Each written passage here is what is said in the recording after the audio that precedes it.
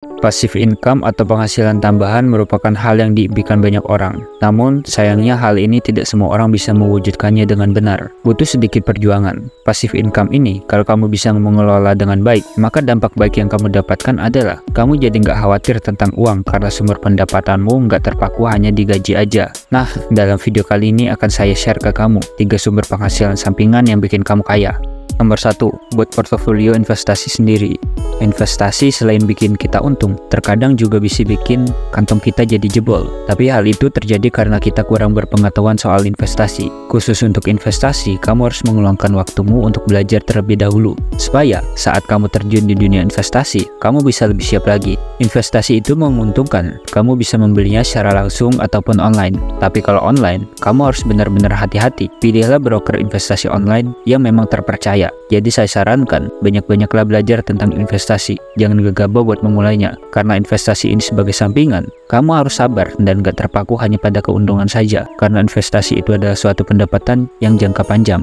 Nomor 2, buat bisnis sendiri.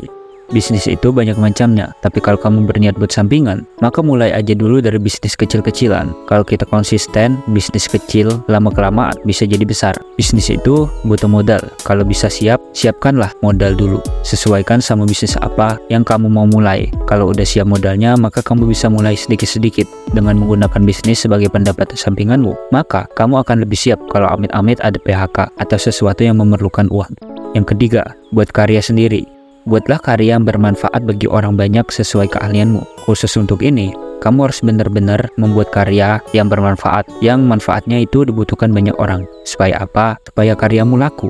Contohnya, mungkin kamu ahli melukis, maka kamu bisa mencoba menjual karyamu dan usahakan karyamu dibutuhkan dan ada pangsa pasarnya.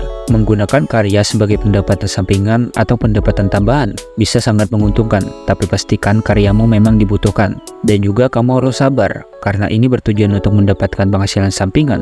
Maka kamu akan lebih melepaskan seandainya ini memang belum laku. Percayalah, kalau karyamu memang dibutuhkan banyak orang dan kamu yakin, nanti juga ada kok yang membelinya. Passive income tujuannya untuk menambah keuntungan finansialmu. Bahkan kalau ini sukses bisa bikin kamu lama-kelamaan kaya, atau paling tidak kamu bisa bebas secara finansial.